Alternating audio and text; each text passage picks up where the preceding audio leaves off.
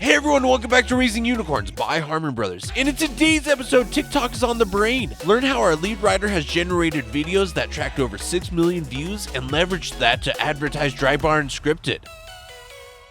Successful businesses come in all different shapes, sizes, and animals. On the Raising Unicorns podcast by Harmon Brothers, we share the video marketing gold that has helped companies of all shapes and sizes grow by hundreds of thousands to hundreds of millions of dollars in sales. So if you've got a business and you're ready to use video to scale it, this episode was crafted for you. Hey everybody, welcome back. Today we are talking about short form video, and I have by my side the amazing, the incredible, the absolutely, I was going to improvise something, but I can't think of it, the amazing improviser, Zach Atherton. Comedy comes in threes. Hey, Shane. This is why you're the improv comedian and not me.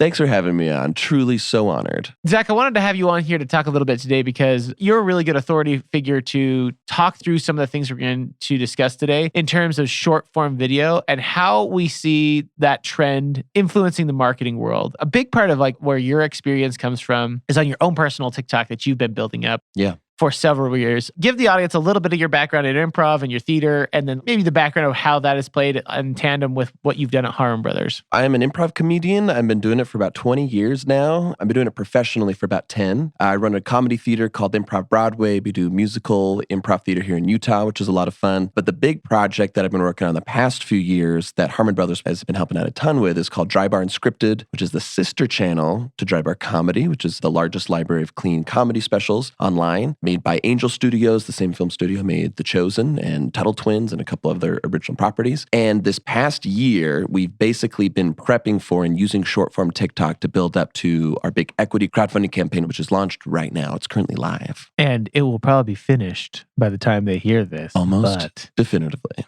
Almost for certain.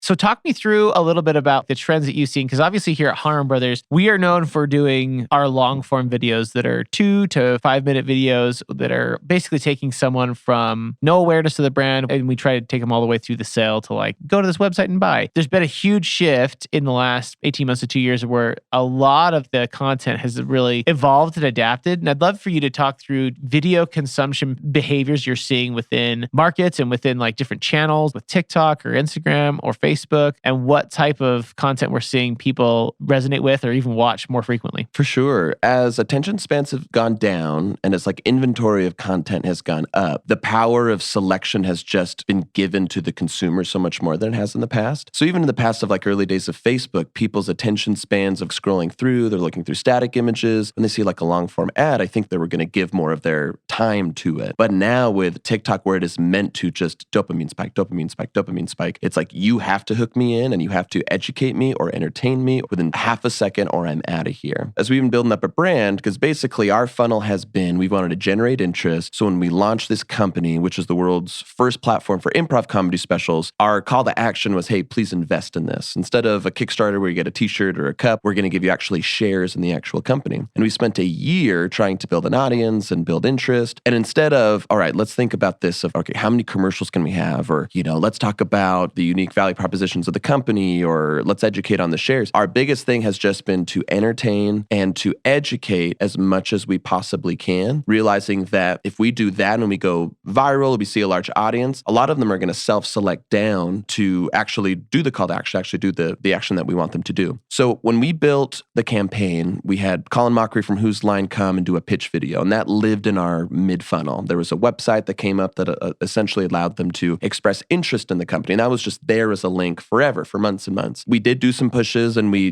boosted and that did okay. But really, the thing that moved the needle for us, we just made really engaging, fun content that people would want to watch all the way through or watch multiple times. And we'd have videos that would blow up to the millions, and then we'd see a big spike because all of a sudden, it's interesting when the consumer goes, I'm in research mode versus consumer mode, it's different. And so when they go of their own volition, they're like, what is this website? Click, and then they see a really entertaining video, and they're more likely to consume that as opposed to if we had just just taken that long form education video up top and pushed it. So we actually had way more bang for our buck just producing short form, interesting, engaging content to funnel people to our CTA. Yeah, and this is something we're seeing quite a bit with clients, is that a lot of the winner videos that we put out for them as top of funnel pieces, a lot of that was organic, right? Yeah. But we're even seeing that just reflect inside of reaction to ads that we're running. So we have a lot of the time where, especially if it's on Facebook or Instagram, where that consumption pattern is just so snappy fast and you have to catch my attention. We'll often have a long form piece of content, but it's not the top of funnel anymore. Often it is, okay, I want to be on the website now. This is another video that's educating me maybe a little more thoroughly, but it is interesting because I feel like they do have that mind shift of give me a hit, give me a hit, give me a hit. And if you catch them long enough, you're like, oh, that's interesting. Yeah. They click through this site. And then like you said, the long form video of Colin Mockery was sitting there. And then their mindset shifts a little bit of okay, if I want to know more about this, I'm going to have... They're willing to go down the rabbit hole a little bit more. But if you were to put that same video in consumption mindset, they're like, ugh, I don't have time for this. Get out of here. Yeah. But because it was their choice, they're like, I'm a researcher and I'm a smart person. I'm going to figure this out. Is this a sound investment? I think it is. I think it is. Here's my money, Zach. Shane is not being paid to say that, I hope. Not that I'm aware of. Yeah, that's like a pattern that we see quite a lot with our clients. That's like more of a winning formula that they're seeing pan out more. And there's still some exceptions. I would say they're the exceptions, not the rule anymore, of long form pieces of content doing really, really well. But I would even say, just anecdotally, from the accounts that I'm on personally or have insight into, a lot of that is on YouTube, where I think long form consumption is more normal. Yeah. Where you're watching a 15, 20-minute video on a tutorial, or you're watching a 15, 20-minute video of entertainment from someone. Yeah. I think it's so fascinating to me about where consumption patterns dictate the ad's shape in many ways. Like the platform, the way you're meeting them where they're at inside that platform and their mindset, because it's wildly different between different platforms. Yeah, like ask yourself when you go on each of these apps, what is your mindset? For me, when I go to TikTok, I do not want to think. I just want to be entertained. I want to learn something new. But when I go to YouTube, it is almost always to, what is the synopsis of this movie or this book? Or I just watched this really cool film and I want to know someone's like deep intake of it, because I wouldn't do that if I went to TikTok. It would be a fool's errand to be like, so I just watched Us, the Jordan Peele film. I'm a little late to the game there, and it was so fascinating. There was all these cool Easter eggs. And if I went to TikTok and I typed in Us analysis, it would be this wild goose chase. I can go immediately to YouTube and I can find 6 incredibly in-depth videos, and I will sit through 10, 15 minutes and I'll just eat it up. Yeah. So it really just depends on the mindset that you're in. I think it's a shortcoming of marketers a lot of times when they just like, we're just going to do one giant piece of content and it's going to kick butt for a year and a half. It's like, nah, not so much. I mean, it might be able to live on your website for a year and a half. For sure. If someone wants to buy your widget, you should have a really good, engaging, informative, long-form video that people can dig in and feel good. So you check off the research box for them. But if you're pushing that same 3-minute video top of funnel, people are going to sign off. You are not giving them what they're asking for from their consumption. It's one of those things where it's like you almost have to meet them where they're at and what they're trying to consume and not get in their way too much. Because if you get in their way too much of what they're actually already doing and you're interrupting that, they're just going to be like, skip. You know what I mean? Because there's no forced watching. Everything is elective now. Right. You know, like even in YouTube 8-9 years ago when they introduced the skip button, you still had to watch 5 seconds. On Instagram with Reels or even Instagram posts or on TikTok. I think we talked to a Facebook group. I've quoted this quite a bit on the podcast, but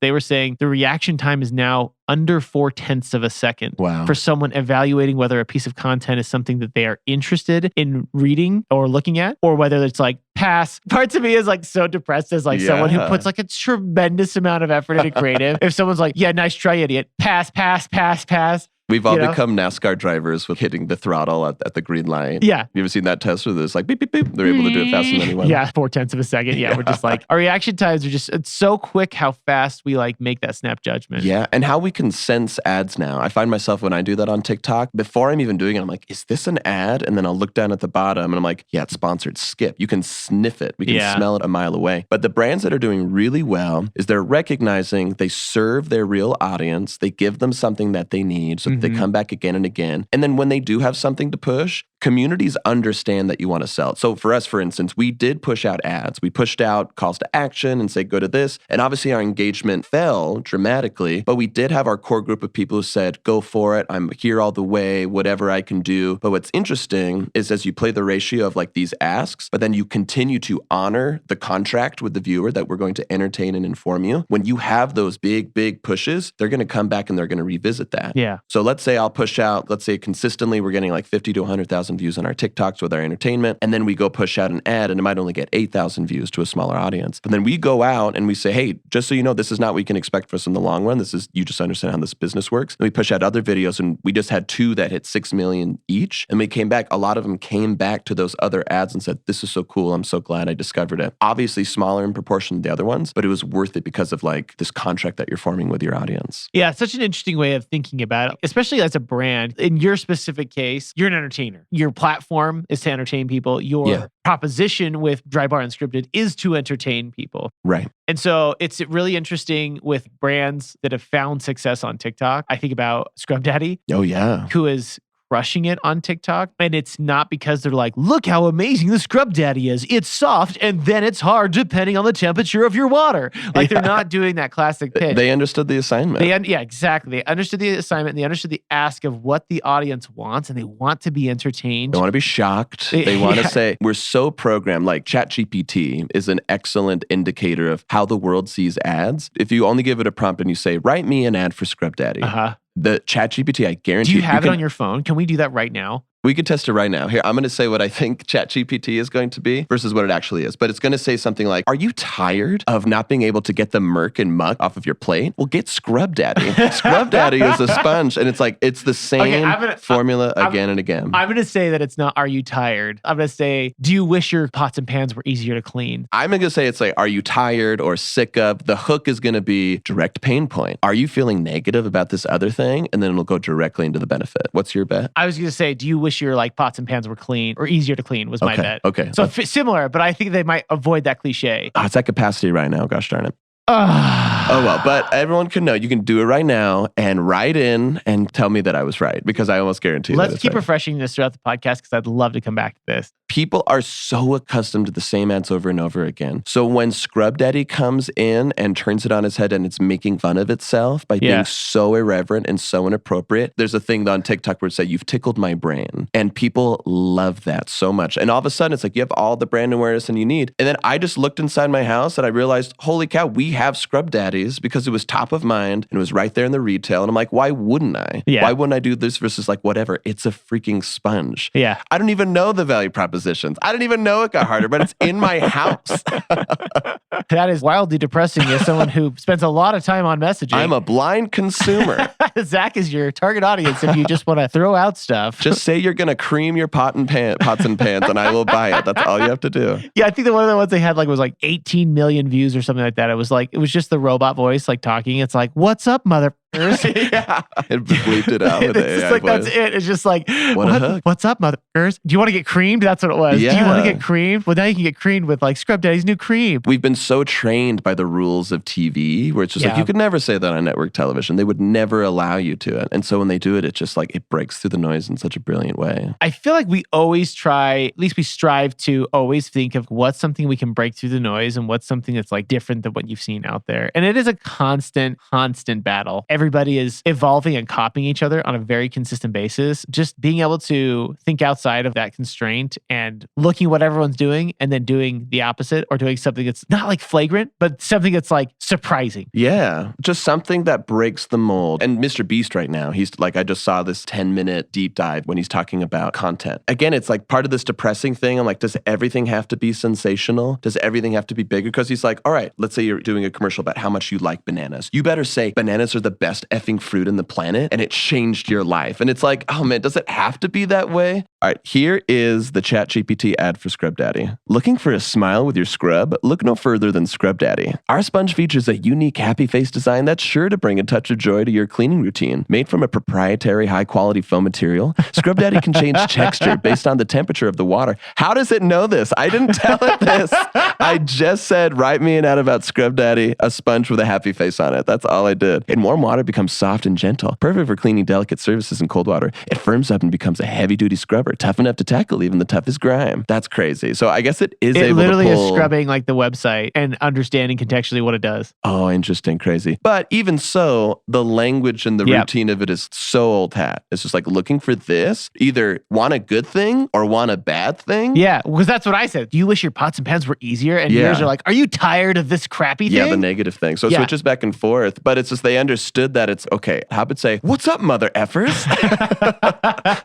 I wish more brands did this. They recognize that their Instagram pages are so sterile and boring. And you think about going to a brand page right now, you just know it's going to have 3,000 followers. It's going to have almost no engagement. And it's all just going to be like summer sale. I wish that more brands recognized, okay, we know what we sell, we know what we do, but what do we mean? And we're going to create shows and content, and we're going to entertain, and we're going to inform, and we're going to actually build an audience of what we're doing. And it could be anything. We sell clothes. Let's talk to moms who buy these clothes for themselves, or let's talk to college age girls or do podcasts or whatever. It's so easy to make this sort of long form content so that if you just have one that goes, that's an interesting point. That's actually a really interesting point, and it goes viral, then all of a sudden I've had 30,000 plus follower bumps in a day from one simple joke that resonated. And I would have never guessed it. I can't tell you the number of times I'm like, I'm releasing 5 clips today. I think clip 4 and 5 are going to kill it. And they all flop. And then I go, I don't know. I guess I'll share this. I need content. And then it gets millions and millions of views. And people are like, I don't know what it is about this, but it tickled my brain. Yeah. I don't know what this is about it, but I like this. I'm like, you have no idea. Neither do I, you idiot. I'm sorry. I mean, the basic idea you're talking about here, you're respecting your audience by entertaining them first. Yeah. One of the things that Harmon Brothers has always strived to do, and I think we're in an evolution of this right now, and like continue to understand what this looks like and how we can do this, is just understanding how people want to be entertained and then giving them the right amount of entertainment that allows us to have that contract like you're talking about. Thus far, we've made ads that are relatable and that are on point enough and gets people to say like, oh man, they get it. Mixed in with really good comedy and really good writing in a way where it's like, oh yeah, this is still entertaining enough. I know they're feeding me information about a product, but it's entertaining enough that I'm like, I'm in. You know what I mean? And I think it's just like changing that into like now snack size bites of it. What's that game look like? And how does that work for, brands that might not be like a content brand, but it might be like you were talking about, like clothes, and understanding what that looks like for them is just like a really, really fascinating study that we're going through right now and kind of an evolution of our advertising. Yeah. If you have a good product and people find you, they will buy you. They will do that. But understand, like, you don't go to a grocery store to see stand-up comedy. You don't do that. A stand-up comedian, if they try to do comedy in a grocery store, it breaks the social contract.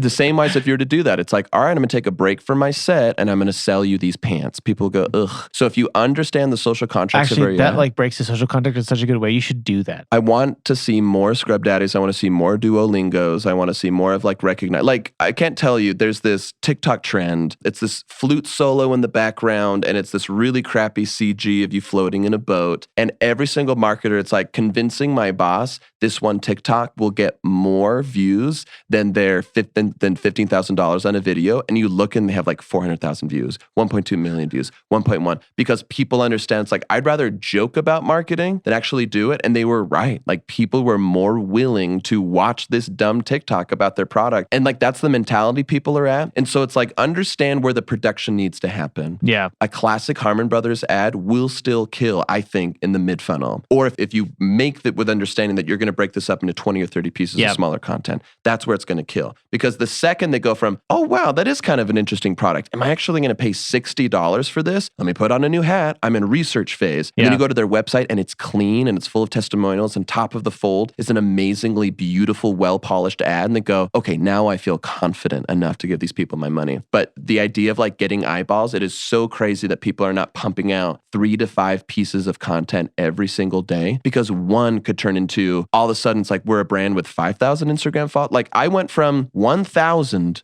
this time last year, I'm about to hit 95,000. Things that I post have a floor of like 10,000 views. I can't imagine that as a marketer and as a person with a brand. It's just like, even if I know it's bad, I'm like, well, I know eventually it's going to be seen by 10,000 people. Yeah. That is wild power. That's insane. The more people are doing that. Yeah. And I think it's interesting too, because I think about TikTok is definitely like a platform to go to be entertained. I even think about my own consumption patterns on Instagram, right? Because Instagram and YouTube have replicated elements of TikTok and Reels and Shorts. Right. It's so funny because I feel like with my placements of ads, if I'm in my timeline on Instagram, I'm actually totally okay with getting served an ad for a product or like a straightforward banner ad. But like if I'm in the Reels mode where it's like beep, beep, beep, for like those placements, it's like entertain me, entertain me, entertain me. I want to see like a funny fail video or something, right? It's interesting how that's influencing the strategy of what content do you place where and what type of energy do you put into that content. That's like a big piece of our strategy that we're going forward with, of like thinking about that whole customer journey and experience, because people genuinely use social media just for like information or entertainment. Like that's primarily what it is. Yeah, it's interesting how it's going away. I mean, like Instagram and Facebook used to be a place where I wonder what my friends are up to. Yeah. But as we're getting more into like content creator society, it is very funny. If a friend of mine comments on one of my videos, I'm disappointed. I'd rather have a stranger who lives in Indianapolis be like, this is good, versus than like Billy from high school. I'm like, oh, of course you like me. You've known me for 20 years. I want strangers to love me. Strangers to love me. Like, what did you think when I came on your live feed on TikTok I the was other day? horrified. I was like, oh no. Everyone is trying to figure it out. Everyone's trying to figure out their voice. I'm like, do I talk like a salesman? Do I talk like myself? Do people like me enough? Do I have to be entertaining enough? And so it is weird, like when people like that know you, yeah, like Zach Atherton is like the person, not as the entertainer. Most comedians will agree with me with this. Like performing to a room of strangers is so much less scary than performing to like your best friends or your family. And so if you found it's like, oh yeah, like your best buddy's coming, like tonight, he's coming tonight. Oh no. Gosh. People I know. Ugh. They're going to see me in a different light than what they do. But I'm curious to know, what do you think is, because obviously there's this big idea that, oh, TikTok is the dancing app and there's kids who aren't actually going to buy something, which doesn't statistically make sense because it has over like 1 billion viewers now. What type of content should we be thinking about when we're like, all right, I'm going to post something to TikTok, it's going to be like this. I'm going to post something to Facebook, it's going to look like this. I think that's something we're really trying to figure out right now. I think everybody is right now, because it's like I feel like TikTok has like accelerated at such a crazy pace. Like you said, Zach, there's a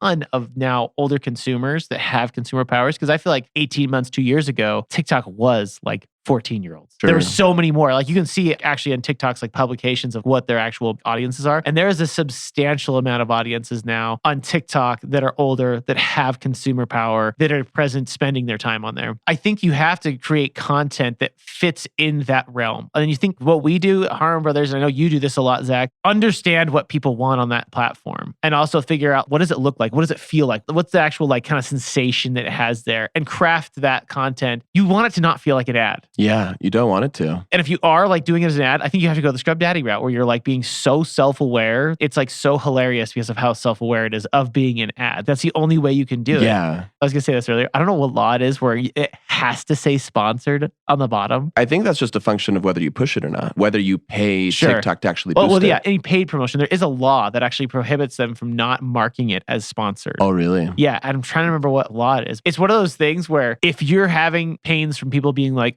dumb ad, you know what I mean? I feel like it's like you're not making your content right. If it doesn't feel like an ad, then you've won on TikTok. Yeah. Again, like I look at my wife, as she is like the target consumer for so many of the brands we work with. So I use her constantly. I just pick her brain. I'm like, what do you like about this? Yeah. What don't you like about this? Yeah. What kind of ads do you buy from? And she's like, why do you ask me so many freaking questions? I want to talk about our consumer research, babe. No, she's like, I want to talk about our kids' PTA meeting. And I'm like, no, get out of here. But it really is just like, did you waste my time? Yeah. People aren't mad at an ad if it doesn't waste their time. Yeah. It's like, thank you so much for telling me this. I've actually looked at that. That's great. Or that was so funny. Oh my gosh, great job, guys. It is when they're like, you made me watch another stupid ad when I could have been 3 videos down. It's like bizarre because we get fed all this free content, but that's how our minds have shifted now. Yeah. How dare you waste my time? Yeah, it's true. I just wasted 4 hours on TikTok. How dare you waste my time? I don't know. I have a theory in the back of my mind that like entertainment platforms also evolve into like shopping content platforms. I can't even tell you how many women I've talked to who are like, oh, I found this on Instagram. Oh yeah. TikTok made me buy it. Yeah, TikTok made me buy it. Like stuff like that. Like if you can do your advertising right on there, you're like, I got to buy this stupid thing. That's so cool. Or that's so interesting. Yeah. And I can't tell you how many products my wife has bought, like even from brands she already shops from, like Gap. Like they know what stuff she's been watching and she's like, it's on sale. And she's like, hey, like Instagram told me this, so I bought it. I'm like, that is incredible, you know? Oh man, it's just such brand loyalty at that where it's like conscious or subconscious at that point. Because a lot of people I know will buy from like beauty influencers. There's like, I really trust this person. Yeah. Because I bought the skincare cream and it freaking worked. And so the next one it comes up is like, I've been looking for that. My gut tells me that there's going to be an evolution of TikTok. If TikTok made me buy it, there's a rough learning curve, I think, coming from something like Facebook or even Meta as a platform, right? Yeah.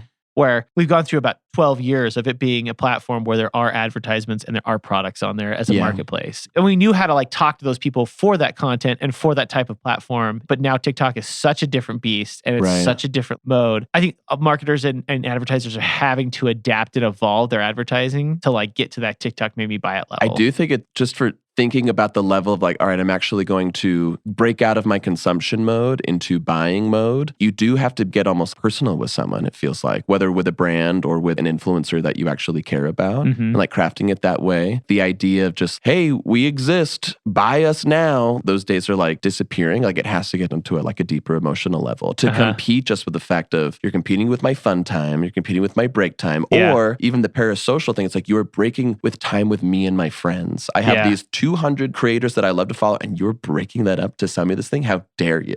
It better be good. It better be freaking good. We've gone all over the place, Zach. We kind of went down the TikTok rabbit hole, which tends to happen around you. I'm not going to lie. Maybe I'll just give a quick plug of what equity crowdfunding is. Equity crowdfunding is typically for startups where you have an idea, you're pre-revenue, and you want to be able to raise the startup capital for that. Yeah. And basically what you do is you advertise it. It's an offering through the SEC. Basically, people will buy shares in your company to give you the revenue that you need to do that. I don't see why there's any reason why you couldn't sell off a chunk of your company where you're talking about a specific product or launch or an expansion that you want to do. But really the methodology behind that is an MVP of an idea, minimum viable product, and you go build a crowd first and say, hey, I'll only make this if you want this. And then when they invest in it, you have this built-in audience and then this motivation to scale it together. Because, for us, for Dry Bar Unscripted, we're raising anywhere between, 1 to 3 million. And we get that in, like we owe that to the people to pay them back and to build up this strong thing. But it wouldn't have been possible if they didn't put their faith in us first. So I'm interested to hear what your perspective is. Say you're not Dry Bar Unscripted. Say you're, I don't know, let's just take a random product. Well, we could talk about Skull Shaver. Skull Shaver is a good user